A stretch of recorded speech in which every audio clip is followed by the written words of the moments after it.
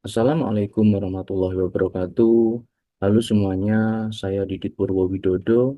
Pada kesempatan ini saya akan membahas kasus praktek overclaim pada industri skincare serta penggunaan bahan berbahaya seperti hidrokinon yang ditemukan pada beberapa produk kosmetik.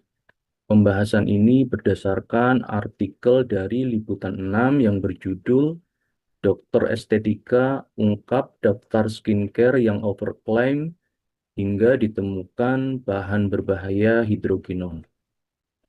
Saya akan coba analisis menggunakan konsep etika bisnis, prinsip-prinsip etika, regulasi pemerintah Indonesia, serta dampak yang diharapkan apabila perusahaan menerapkan etika bisnis secara konsisten.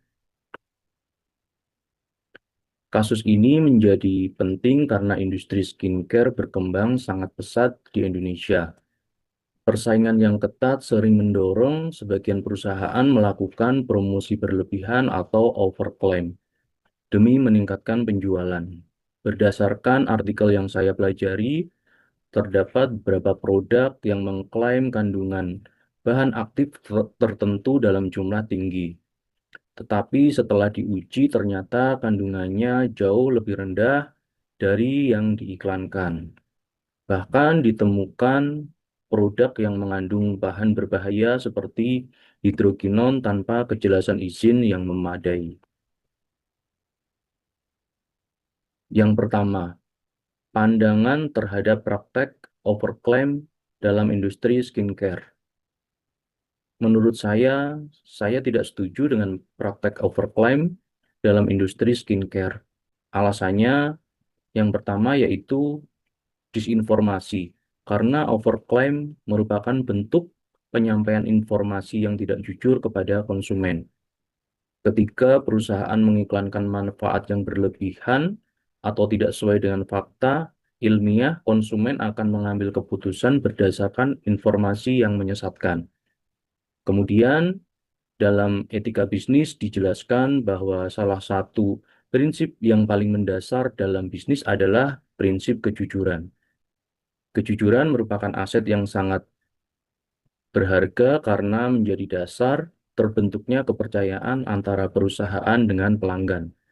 Tanpa kejujuran, hubungan bisnis tidak akan bertahan dalam jangka panjang. Kemudian, menurut teori etika deontologi, suatu tindakan dinilai benar apabila dilakukan berdasarkan kewajiban moral.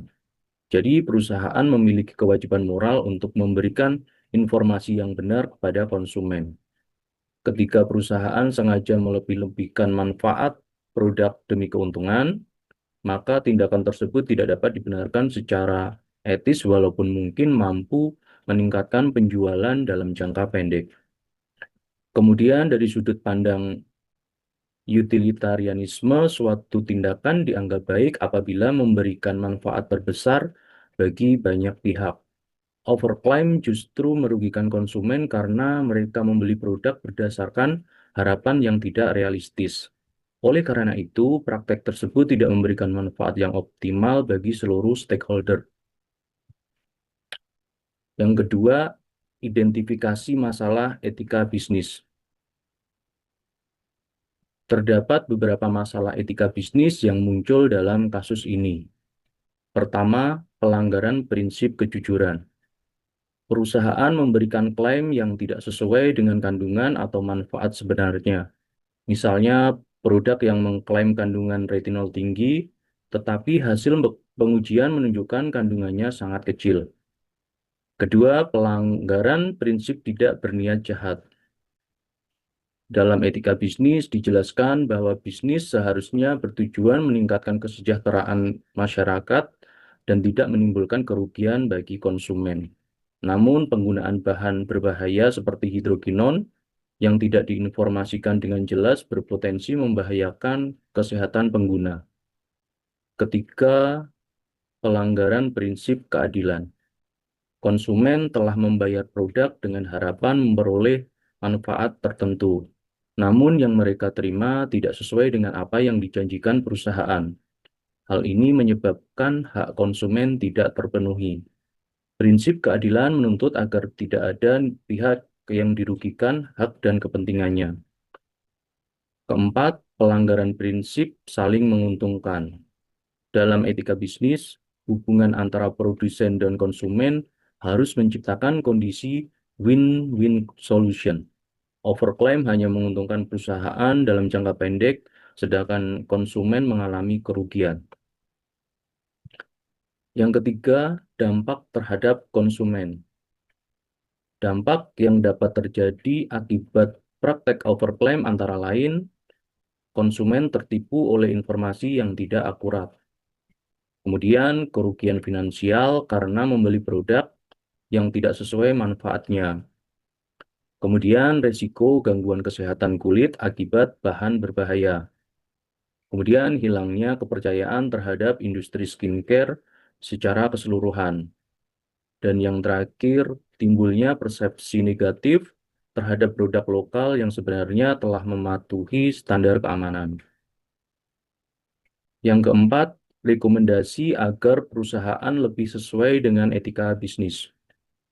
Agar lebih sesuai dengan etika bisnis, perusahaan skincare perlu melakukan beberapa penyesuaian berikut ini. Pertama, melakukan klaim berbasis bukti ilmiah.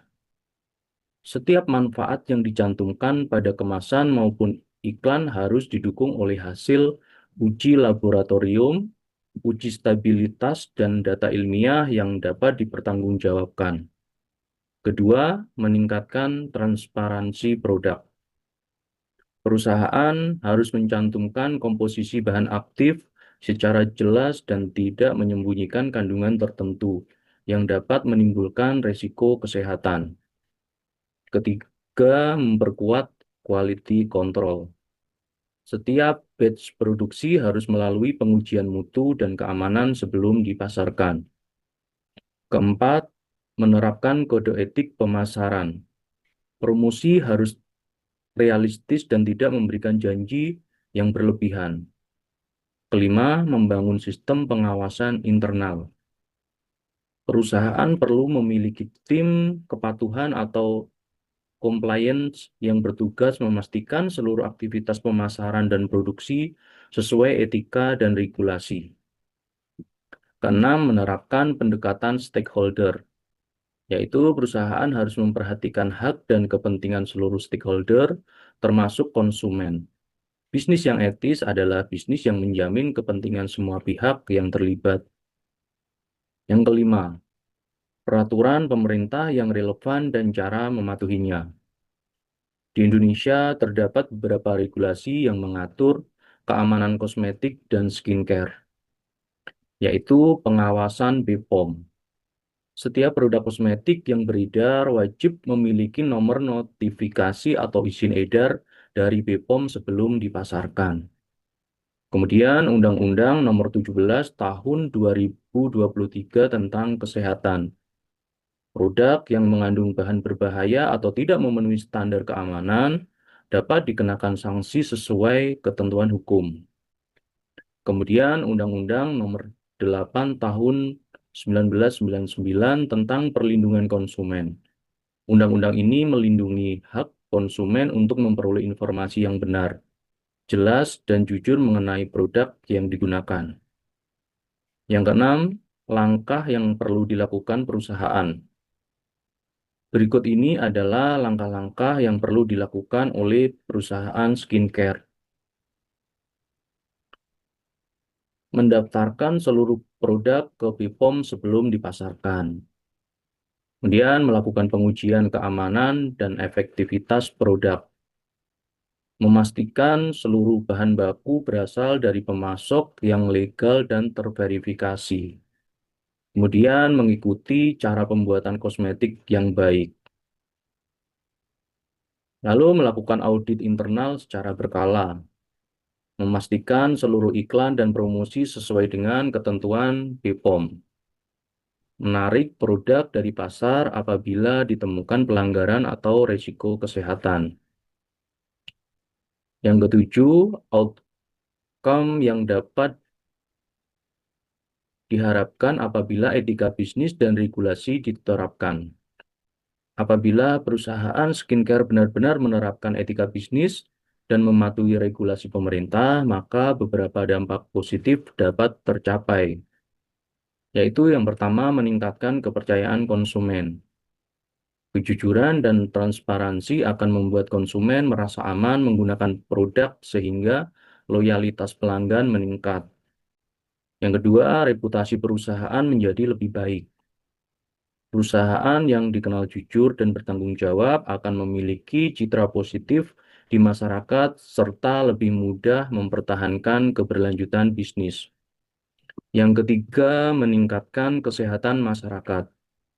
Produk yang aman dan teruji akan mengurangi resiko efek samping, iritasi, maupun kerusakan kulit akibat penggunaan bahan berbahaya. Yang keempat, terciptanya persaingan usaha yang sehat. Perusahaan akan bersaing berdasarkan kualitas produk dan inovasi, bukan melalui manipulasi informasi atau klaim berlebihan. Yang kelima, keberlanjutan bisnis jangka panjang.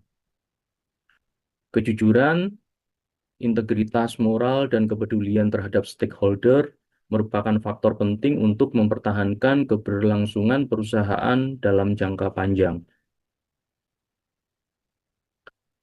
Berikut ini adalah referensi yang saya gunakan untuk memperkuat argumen dalam melakukan analisis kali ini.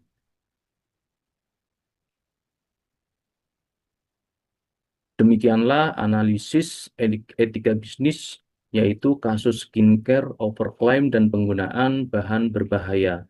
Terima kasih atas perhatiannya. Wassalamualaikum warahmatullahi wabarakatuh.